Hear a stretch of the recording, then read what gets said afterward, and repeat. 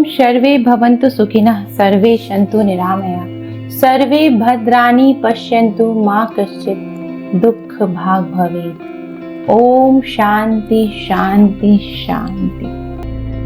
Hinduism या यूं कहें सनातन धर्म को समझने की यह मेरी पर्सनल जर्नी है, पर हो सकता है आप भी इससे कहीं ना कहीं रिलेट कर पाओ। देखो, मैं कोई स्कॉलर नहीं हूँ और ना ही मेरे पास परफेक्ट आंसर्स हैं। ये बस मेरी अपनी अंडरस्टैंडिंग है। बचपन में मुझे लगता था मैं हिंदू हूँ क्योंकि घर में सारे फेस्टिवल सेलिब्रेट होते थे।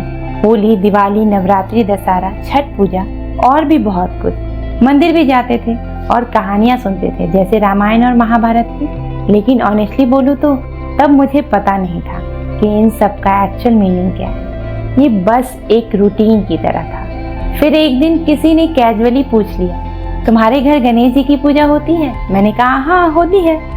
मैं आगे कुछ बोल पाती तब तक उसने कहा, अच्छा तो तुम लोग हिंदू हो। आपको सुनकर हंसी आ सकती है, पर सच में उस समय मुझे नहीं पता था कि हमारा देश इतने सारे धर्मों में बटा है और जो हम दिन रात फॉलो कर रहे हैं वैसा सबके घरों में नहीं होता। पर तब से एक सवाल मेरे मन में बस गया, आखिर हिंदू या सनातन धर्म का क्या मतलब है? क्या बस फेस्टिवल्स मनाना, मंदिर जाना या फिर रोज पूजा करना, क्या बस यही एक हिंदू या सनातनी होने का मतलब है या फिर कुछ और वहां से मेरी जर्नी की शुरुआत हुई। सबसे पहला सवाल उठता है कि क्या हिंदुइज्म और सनातन धर्म एक है? सनातन धर्म इस शब्द का सबसे पहला मेंशन हमें गीता में मिलता है, जब श्री कृष्ण अर्जुन को धर्म का ज्ञान दे रहे थे। जितना मुझे समझ आया है, हिंदुइज्म एक नाम है।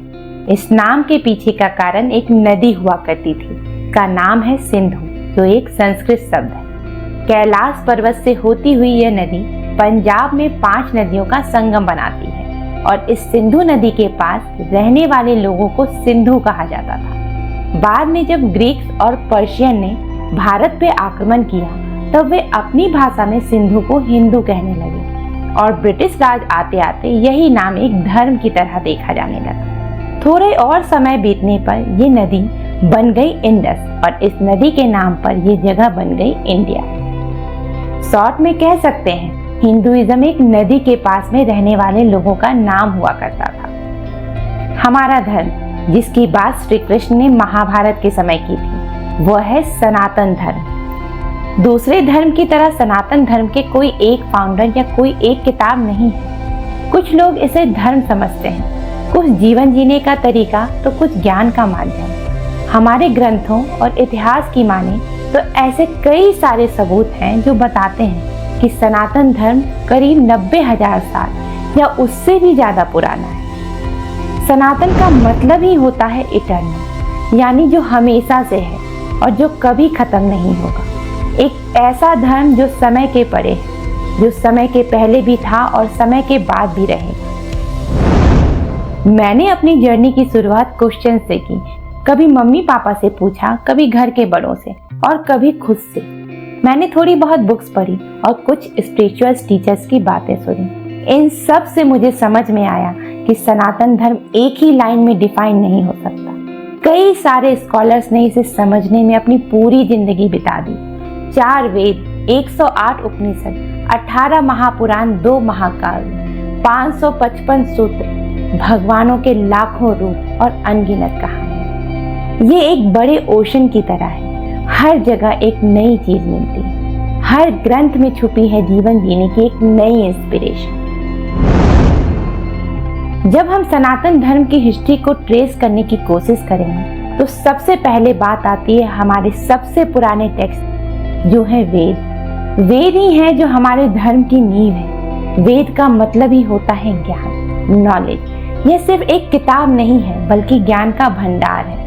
अब आप सोच रहे होंगे वेद किसने लिखे? अब यहाँ एक बहुत बड़ा ट्विस्ट है। वेदों को लिखा नहीं गया था, ये श्रुतिज है, मतलब जो सुना गया। ये डिवाइन वाइब्रेशंस थे जो कुछ ऋषि मुनियों को उनकी तपस्या के दौरान सुनाई दिए। अब इतना सारा ज्ञान हम तक कैसे पहुंचा? ऋषियों ने इन वाइब्रेशन को ध्यान में रखा और ये सब ओरल ट्रेडिशन के थ्रू, जिसे हम गुरु शिष्य परंपरा कहते हैं। एक गुरु अपने शिष्य को मंत्र, श्लोक और उसके अर्थ को बार बार सुनाकर याद करवाते थे। और यह काम सिर्फ 1 या 2 सप्ताह का नहीं था, सालों की तपस्या और ध्यान लगता था। शिष्यों के लिए सबसे बड़ी परीक्षा थी इस ज्ञान को सही अपने अगली जनरेशन तक पहुंचाना। कई सदियों तक बिना लिखे ऐसे ही चलता रहा। बाद में जब लिखने का दौर आया तब महर्षि वेद व्यास जी ने इस ज्ञान को इकट्ठा कर इसे एक स्ट्रक्चर दिया और 4 वेदों में बांट दिया, ऋग्वेद, यजुर्वेद, सामवेद और अथर्ववेद। सुनने में भले ही ये बात आपको बड़ी ना लगे, पर हमारे वेद दुनिया के सबसे पुराने टेक्स्ट में से हैं। इन चारों वेदों में करीब 20,000 श्लोक हैं, जिसमें अकेले सिर्फ ऋग्वेद में 10,000 से भी ज्यादा श्लोक हैं। आर्कियोलॉजी, जियोमॉर्फोलॉजी और एस्ट्रोनॉमिकल ऑब्जर्वेशन से पता चला है कि हमारे वेद करीब 2 लाख साल से भी ज्यादा पुराने हैं। वेद सिर्फ एक धार्मिक ग्रंथ नहीं है, इसे कॉस्मिक इंस्ट्रक्शन मैनुअल समझ सकते हैं। कैसे जीना है, कैसे सोचना है, कैसे कर्म करना है, कैसे जीवन में आने वाली चुनौतियों से डील करना है और कैसे मोक्ष प्राप्त करना है से लेकर physics, grammar, geology, biology, astrology, astronomy, इन सब पर गहराई से बात की गई है। और सोचो इन वेदों का ज्ञान कितना यूनिवर्सल है कि आज 2 लाख साल बाद भी ये रेलेवेंट है। इनफैक्ट हम अभी तक इतना ज्ञान खोज भी नहीं पाए। कई बार ऐसा भी हुआ है कि साइंस कोई बहुत बड़ी खोज करता है और बाद में पता चलता है कि ये ज्ञान तो हमारे वेदों में पहले से ही था। जैसे पृथ्वी का गोल होना, पृथ्वी से सूरज तक का डिस्टेंस, कॉन्सेप्ट जैसे multiverse, quantum mechanics, Nikola Tesla का फ्री एनर्जी का कॉन्सेप्ट, 369 का कॉन्सेप्ट, एटॉमिक बॉम्ब बनाने वाले रॉबर्ट ओपेनहाइमर, एटम ढूंढने वाले नील्स बोर, क्वांटम मैकेनिक्स के फादर एरविन श्रोडिंगर, ऐसे कई फेमस साइंटिस्ट ने हमारे वेदों को अपनी इंस्पिरेशन बताया है। सबसे इंटरेस्टिंग चीज ये है कि सनातन धर्म में आपको क्वेश्चंस करने की आजादी है। हम किसी चीज को ब्लाइंडली या आंख बंद कर मान नहीं लेते। हम अपने आंसर्स खुद ढूंढ सकते हैं। हम सवाल उठाते हैं, फिर चाहे वो अपने ही भगवानों पर क्यों ना हो। हमने हमारे वेदों पर सवाल उठाए, हमें उपनिषद मिले। गरुड़ पुराण, विष्णु पुराण, शिव पुराण, ये सारे पुराण और कुछ नहीं बल्कि एक शिष्य अपने गुरु से संवाद कर रहा है, जिसमें शिष्य सवाल उठाता है और गुरु उसके जवाब देते हैं। जैसे जैसे मैं सीखने लगी मुझे एक चीज समझ में आई कि सनातन धर्म का कोर है बैलेंस, अपने अंदर बैलेंस लाना, दूसरों के साथ बैलेंस लाना और सबसे इम्पोर्टेंट है नेचर के साथ। आइए इन सब को अलग अलग समझते हैं। सनातन धर्म की नींव उसकी फिलॉसफी, उसका ज्ञान है। ब्रह्मन, आत्मन, धर्म, कर्म, समय चक्र और मोक्ष, ये है हमारे कोर बिलीफ। ब्रह्मन एक ऐसी एनर्जी जो हर जगह है, हर चीज में है। ब्रह्मन वो एनर्जी है जो इस पूरे यूनिवर्स का बेस है। ये ना तो देखा जा सकता है, ना छुआ जा सकता है, पर हाँ इसका अनुभव किया जा सकता है। आत्मन या आत्मा, ये वो है जो हमें एक दूसरे से अलग बनाती है। ये वो है जो हमें हम कौन है ये बताती है। सिंपल शब्दों में ये हमारी डिवाइन सोल है, हमारा असली रूप जो शाश्वत है, जो कभी मरती नहीं, कभी खत्म नहीं होती। आत्मा वो है जो हमें ब्रह्मन से कनेक्ट करने में हमारी मदद करती है। मतलब अगर ब्रह्मन एक समुद्र है तो आत्मा उसकी बूंद। जब हम खुद को समझने लगते हैं, अर्थात जब हमें आत्मा का एहसास होता है, इसी को कहा जाता है आत्मा का परमात्मा से मिलन। अब आता है धर्म। धर्म का मतलब है अपनी ड्यूटी, अपनी रिस्पॉन्सिबिलिटी, अपने कर्तव्यों को समझना और उसे समझदारी से निभाना। ये हर इंसान के लिए अलग अलग हो सकता है। जिंदगी में क्या सही है, क्या गलत, इसका जवाब है धर्म। इसे ऐसे समझते हैं, एक माँ का धर्म है अपने बच्चों की परवरिश करना, वहीं एक शिक्षक का धर्म है सही ज्ञान देना। हर किसी का अपना अपना धर्म है जो समझकर निभाना हमें सीखना है।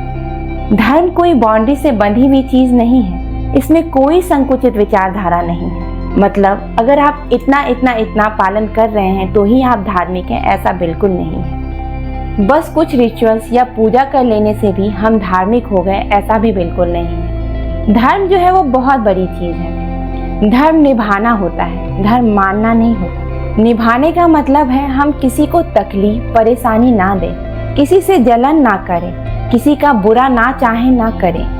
ये थोड़ा मुश्किल है, पूजा करना आसान है, इसलिए लोग पूजा करके अपना काम खत्म कर लेते हैं, पर ऐसा नहीं होना चाहिए। शॉर्ट में समझें तो अच्छे उद्देश्य से किया गया हर कार्य, हर काम, हर कर्म ही धर्म, और इस धर्म का पालन करते हुए हम जो भी कार्य करते हैं वो हमारे कर्म बन जाते हैं। सुना है ना, जैसी करनी वैसी भरनी, यही है कर्म का नियम। हमारे एक्शंस चाहे बड़े हो या छोटे, पॉजिटिव हो या निगेटिव, उन सब का कुछ ना कुछ रिजल्ट होता है। एक और कहावत है, कर्म कर फल की चिंता मत कर, क्योंकि अच्छे बुरे इन सब का फल हमारी आत्मा को इस जीवन में या अगले जीवन में चुकाना पड़ता है। अब बात करते हैं समय चक्र की, जो हमेशा चल रहा है बिना किसी ब्रेक के। ये समय का साइकिल है, सृष्टि अर्थात क्रिएशन, स्थिति प्रिजर्वेशन, और विनाश अर्थात डिस्ट्रक्शन। हर चीज एक साइकिल में बंधी हुई है। दिन के बाद रात, सुख के बाद दुख, और जन्म के बाद मृत्यु। समय हमेशा बदल रहा है और हमें इस समय के साथ चलना सीखना होगा। लास्ट सबसे इंपॉर्टेंट चीज है मोक्ष। मोक्ष का मतलब है इस जन्म मृत्यु के चक्र से मुक्ति। कर्मों के आधार पर ही कोई इंसान इस अल्टीमेट गोल तक पहुंच सकता है। इतना कुछ जानने के साथ साथ मैंने सनातन धर्म में देवी देवताओं के बारे में डीपली सोचना शुरू किया। विष्णु जी, शिव जी, सरस्वती माँ, लक्ष्मी जी, इतने सारे भगवान। हम अन्न, जल, पृथ्वी, अग्नि, वायु, सूर्य, चंद्रमा जैसे प्रकृति के कई सारे तत्वों की पूजा करते हैं। अब सवाल उठता है, क्यों इतने सारे अलग अलग भगवान हैं? क्या इन सब में कोई कम या ज्यादा श्रेष्ठ है? मुझे पहले लगता था कि हिंदुइज्म में बहुत सारे भगवान हैं, बट फिर समझा कि ये सब एक ही भगवान के अलग अलग रूप हैं। अब ऐसा कैसे, तो चलिए समझते हैं। अब धर्म के भी प्रकार होते हैं, जैसे मोनोथेइस्टिक, यानी जो मानते हैं कि भगवान एक ही है। कुछ धर्म पॉलीथेइस्टिक होते हैं, जिनका मानना है कि कई सारे भगवान होते हैं। लेकिन सनातन धर्म पॉलीमॉर्फिज्म को मानता है, जिसका मतलब है कि भगवान एक है, जो सबसे ऊपर, सबसे सुप्रीम, सबसे श्रेष्ठ है, और सारे भगवान उनकी छवि मात्र हैं, जो मानव जाति की अलग अलग जरूरतों को पूरा करने के लिए अलग अलग रूपों में आते हैं। अब इसे ऐसे समझ सकते हैं, जैसे विजडम के लिए सरस्वती माँ, वेल्थ के लिए लक्ष्मी जी, डर भगाने के लिए हनुमान जी, विघ्न दूर करने के लिए गणपति जी, और धर्म का पालन करते समय हम भगवान राम को याद करते हैं। ये रियलाइजेशन मेरे लिए बहुत ही पावरफुल था। सनातन धर्म बोलता है कि भगवान को एक्सपीरियंस करने का कोई एक फिक्स रूल नहीं है। आप अपने कनेक्शन अपने तरीके से बना सकते हैं। जो हमारे दिल को अच्छा लगे हम उसे अपना सकते हैं, कोई कंपल्सन नहीं है। सनातन धर्म की सबसे खूबसूरत बात ये रही है कि इसने हमें आज़ादी दी कि हम गलतियां कर सकें और उस गलती से सीख सकें और उसे अपने जीवन में ढाल सकें। समय के साथ साथ इसने अपने आप को बदला और अपने ज्ञान को और बढ़ाया। यही कारण है कि हमारा धर्म सनातन है, जो हमेशा से है और हमेशा रहे। धर्म, अर्थ, काम, मोक्ष, ये शब्द आपने जरूर सुने होंगे। ये है पर्पस ऑफ लाइफ, यानी जीवन के उद्देश्य। चलिए इनको एक एक कर समझते हैं। धर्म के बारे में अभी हमने बहुत सारी बातें की। इसका मतलब है अपनी सामाजिक और पर्सनल ड्यूटी को सिंसियरली निभाना। अर्थ, यानी अपने और अपने परिवार की जरूरतों को पूरा करने के लिए धन कमाना और समय समय पर उसका इस्तेमाल समाज की भलाई के लिए करना। काम, अर्थात अपने पांचों सेंसेस के जरिए इस संसार से सुख प्राप्त करना। और मोक्ष, यानी अपने आप को जीवन चक्र से मुक्त करवाना। ये चारों उद्देश्य अलग अलग हैं, लेकिन एक दूसरे से जुड़े भी हैं। धर्म का पालन करते हुए धन कमाकर एक सुखी और प्रेम भरा जीवन जीने से मोक्ष की प्राप्ति की जा सकती है। सनातन धर्म की फिलॉसफी में योगा और मेडिटेशन का बहुत अधिक महत्व है। मुझे पहले लगता था कि योगा बस एक एक्सरसाइज होती है, लेकिन फिर समझा कि ये एक डीपर प्रैक्टिस है। मेडिटेशन अपने अंदर की दुनिया एक्सप्लोर करने का एक तरीका है। हमारा धर्म बस रिचुअल्स के बारे में नहीं है, ये हमारे अंदर एक डिवाइन कनेक्शन ढूंढने की बात करता है। सनातन धर्म में माना जाता है कि समय और जीवन दोनों ही एक चक्र में चलते हैं। हमने अभी समझा कि आत्मा अमर है, तो अगर इस शरीर की मृत्यु हो भी जाए तो इस आत्मा को दूसरा जीवन जरूर मिलेगा। इसी को जीवन मरण का चक्र कहते हैं। एक आत्मा बार बार अलग अलग शरीर में जन्म लेती है और इसी चक्र से आजाद होने के लिए मोक्ष की प्राप्ति करनी होती है। सनातन धर्म मृत्यु को एक अलग तरीके से देखना सिखाता है, पर इसे एक्सेप्ट करना किसी के लिए भी बहुत मुश्किल होता है जब किसी ने कभी किसी अपने को खोया। लेकिन यह सोचना कि हर लाइफ एक चांस है कुछ सीखने का और बेटर होने का, सोचकर एक सुकून सी मिलती। सनातन धर्म में समय के कॉन्सेप्ट को डिटेल में जानने के लिए आप हमारी ये वीडियो देख सकते हैं। तो अगर आज कोई मुझसे पूछे कि हिंदुइज्म क्या है, तो मेरा जवाब सिंपल है। यह एक जर्नी है, एक पर्सनल जर्नी जो आपके अपने क्वेश्चंस और अपने आंसर पर बेस्ड है।